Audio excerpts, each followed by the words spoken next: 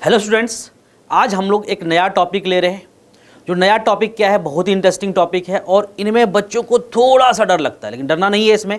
इसको हम पहले समझेंगे कि इनको कैसे करते हैं, प्लस उनका हम ट्रिक्स भी करेंगे। तो कह सकते हैं इस चैप्टर में हमारे पास कंटेंट का लॉजिक तो होगा, लेकिन उस कंटेंट को हम ट्रिक के हिसाब से भी सॉल्व कर सकते हैं। तो वो चैप्टर कौन सा है, जैसे आप देख पा रहे होंगे स्क्रीन पर हमारे पास क्या है, फिगर काउंटिंग्स, मतलब आकृतियों की गणना करना। मतलब हमारे पास बहुत सारी आकृतियां होंगी जिसको आपको काउंटिंग करना। आप देख रहे होंगे यहाँ पे हमारे पास क्या है, हमारे पास 7 टाइप्स मैंने यहाँ पे लिख रहा है, बल्कि यहाँ पे टाइप 8 होता है। एक और चैप्टर हमारा अलग से ऐड होगा इसमें, वो अभी हमने ऐड नहीं किया, वो हम लोग बाद में ऐड कर लेंगे, जो कि हमारा चैप्टर होगा क्यूब एंड क्यूबॉइड, घन और घनाभ। तो हम यहाँ पे देख पा रहे हैं कि सर जो इस चैप्टर में हम डील करने वाले हैं, हम 7 पॉइंट्स पे डील करने वाले हैं। और 7 पॉइंट्स में हमारे पास केवल यहाँ पे 3 पॉइंट्स है जो एग्जाम में इंपॉर्टेंट है, जहाँ से हमारे पास क्वेश्चन आते हैं। तो आइए इनको हम पढ़ते हैं कि ये टॉपिक कौन कौन से हैं और कितना इंपॉर्टेंट है।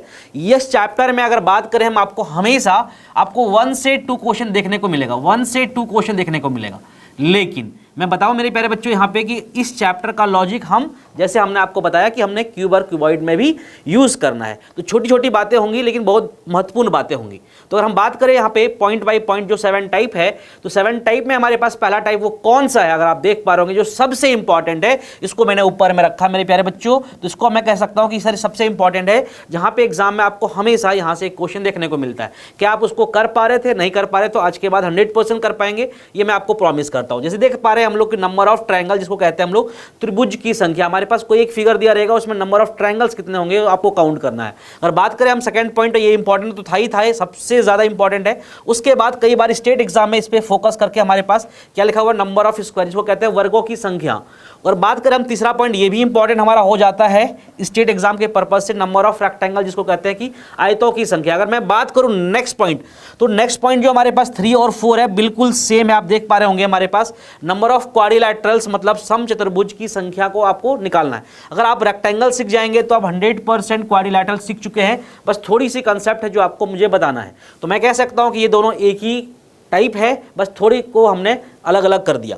बात करें उसके बाद, कई बार आपको एग्जाम में नंबर ऑफ स्टेट लाइन से क्वेश्चन देखने को मिलते हैं, ये भी स्टेट वाले ही एग्जाम में आते हैं। खास करके जैसे अगर फोकस किया जाए, एमपी हो गया हमारा, यूपी हो गया, कई बार हमारे स्टेट एग्जाम में ये फोकस करते हैं। सेंट्रल एग्जाम में आपको ये 3 टॉपिक आपको हमेशा देखने को मिलेगा। अगर नेक्स्ट पॉइंट की बात करें हम लोग, जब हम लोग सीधी रेखा को पढ़ लेंगे, नंबर ऑफ स्ट्रेट लाइंस पढ़ लेंगे, तो मुझे पता है डायगोनल जो होता है, जिसको हम डायगोनल कहते हैं, जिसको हम विकर्ण कहते हैं, वो भी क्या होती है, हमारी एक सीधी रेखा होती है, नंबर ऑफ स्ट्रेट लाइन। तो उसमें भी हम स्ट्रेट लाइन काउंट करेंगे, लेकिन इस दोनों में भी सिमिलैरिटीज है, थोड़ा सा अंतर है, वो हम डिस्कस करेंगे कंसेप्ट बाद में।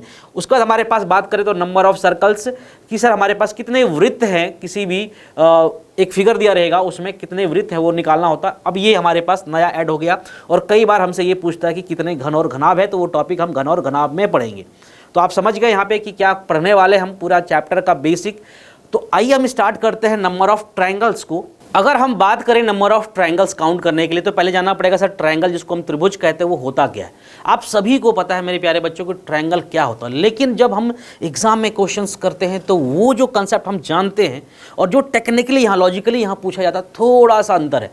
तो देखिएगा हम इसको डिफाइन करने जा रहे हैं कि हमारे पास त्रिभुज क्या होता है। जैसे कि आप स्क्रीन पर देख पा रहे हैं, आपको यहाँ पे त्रिभुज दिख रहा होगा, लेकिन इस त्रिभुज में आपको क्या क्या पॉइंट्स पता है वो इंपॉर्टेंट है। देखिए जैसे कि मैं बताऊंगा क्या आपको वो सारे पॉइंट्स पता था। देखिएगा ध्यान से मेरे प्यारे बच्चों, हमने क्या लिखा कि सर त्रिभुज होने के लिए कंडीशन क्या क्या होना चाहिए हमारे पास। तो कहेंगे सर एक त्रिभुज में क्या होता है, 3 भुजाएं होती है, 3 साइड। क्या आपको दिख रहा होगा हमारे पास, एक भुजा, दूसरी भुजा और तीसरी भुजा।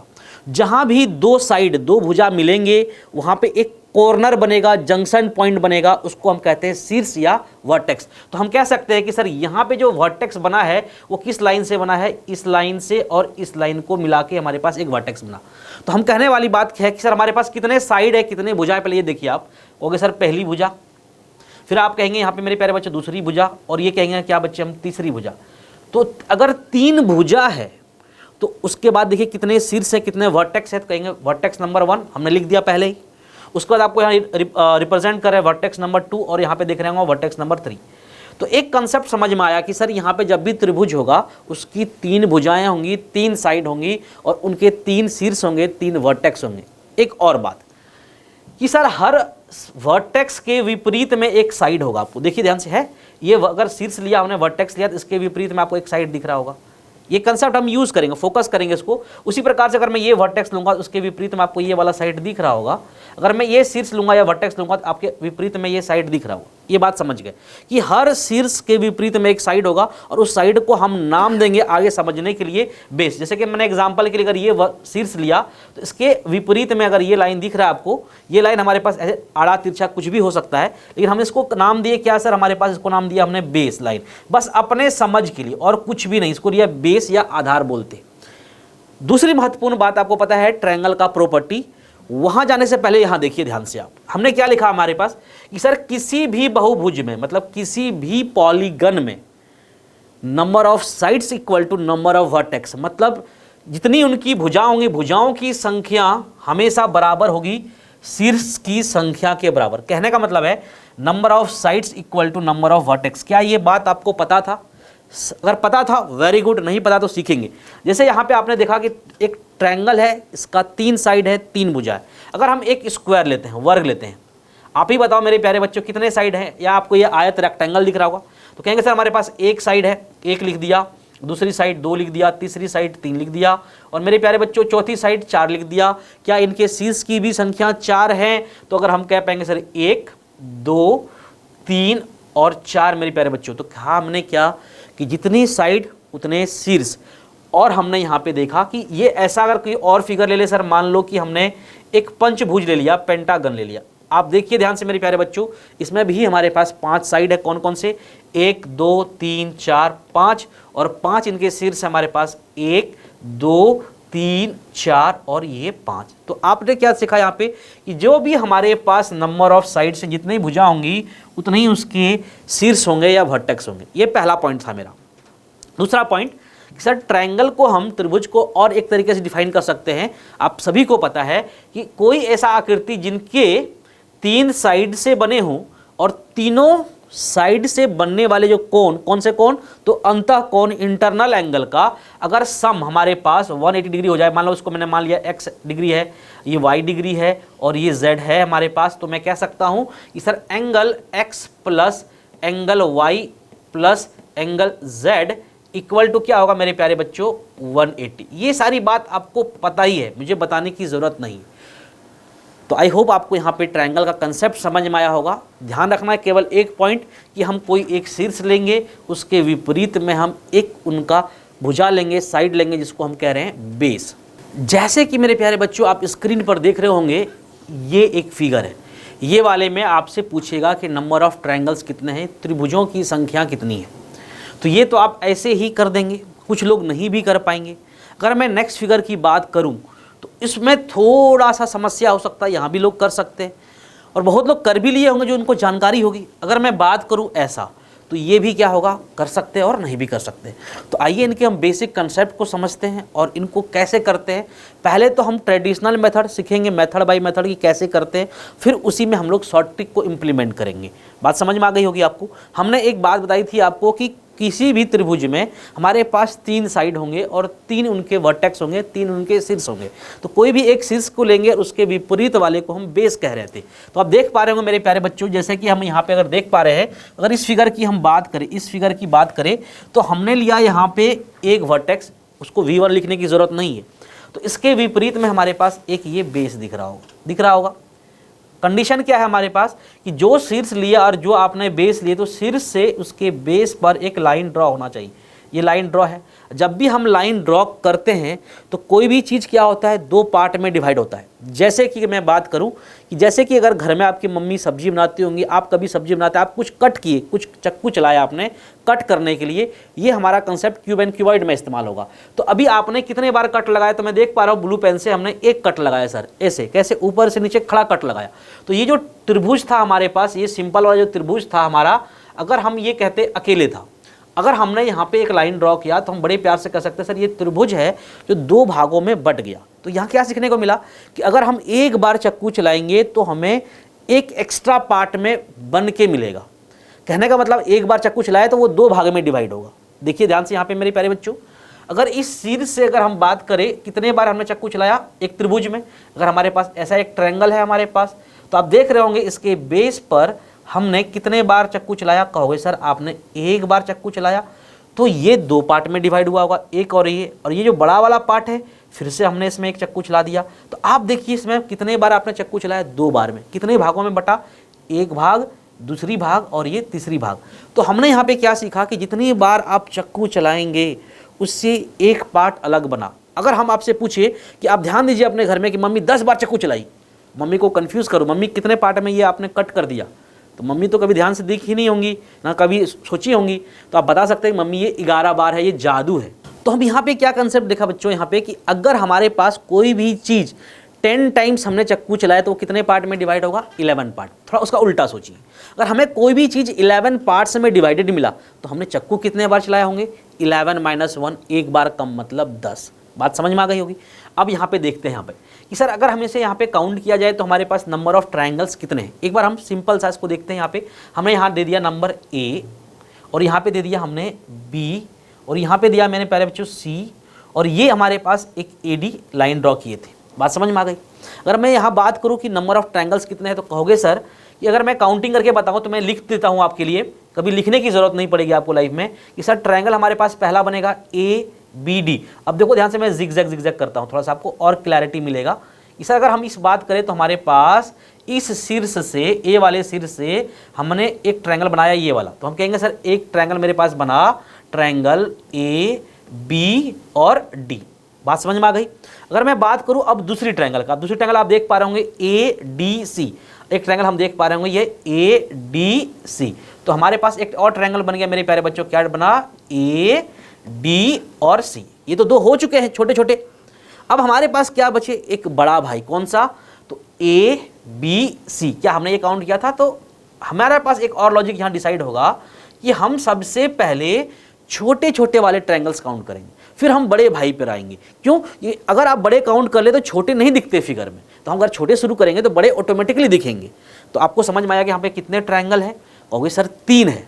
अब देखिए इसका ट्रिक, ये हुआ ट्रेडिशनल मेथड। अब हर जगह ट्रेडिशनल मेथड तो यहाँ पे काउंट करके नहीं लगा पाएंगे, तो कुछ ट्रिक्स होते हैं इसको सॉल्व करने के लिए। जैसे आपने इस सिर से इस बेस पर आपने लाइन ड्रॉ किया मेरे प्यारे बच्चों, तो यहाँ पे कितने पार्ट में डिवाइड हो गया, कहोगे सर 2 पार्ट में। नंबरिंग करो, पहला पार्ट सर ये और दूसरा पार्ट ये। तो देखिए मेरे प्यारे बच्चों ट्रिक क्या है कि हम अगर इसको ऐसा करेंगे सर 1 + 2, जितने पार्ट में डिवाइड हुआ उसका नंबर लिखो, वहाँ पे 1 + 2 करो और इनको ऐड करके लिख दो, यही मेरा क्या होगा बच्चों, आंसर होगा। तो आपने देखा यहाँ पे कि सर हमने यहाँ इंडिविजुअली 3 ट्रायंगल्स काउंट किए और हमारे पास आंसर भी कितने आए, 3। ये आप लोगों ने कर लिया हो, मुझे पता है। अगर मैं इसकी बात करूँ तो यहाँ पे भी उसे बिल्कुल सिमिलर टाइप का ही क्वेश्चन है हमारे पास कि सर यहाँ पे एक शीर्ष है, ये इसका बेस हो गया और इस पे हमारे पास लाइंस ड्रॉ किए गए। आपने 1 बार चक्कू चलाया, 2 बार चक्कू चलाया, कितने पार्ट में डिवाइड हो गया, कहोगे सर 1, 2 और ये 3 पार्ट में डिवाइड हो गया। बच्चों मुझे कंसेप्ट पता है मेरे प्यारे बच्चों कि मुझे करना क्या है, 1 + 2 + 3। तो क्या आएगा मेरे प्यारे बच्चों, 1 + 2 3, 3 + 3 6। अब कहोगे सर मुझे कहाँ 6 दिखा, एक बार आप काउंट करके बताइए। मैं बिल्कुल काउंट करके बताऊंगा, अपने ध्यान से देखेंगे यहाँ पे मेरे प्यारे बच्चों कि यहाँ पे हमारे पास क्या काउंटिंग का तरीका होगा। देखिए नंबरिंग करते हैं फिर से।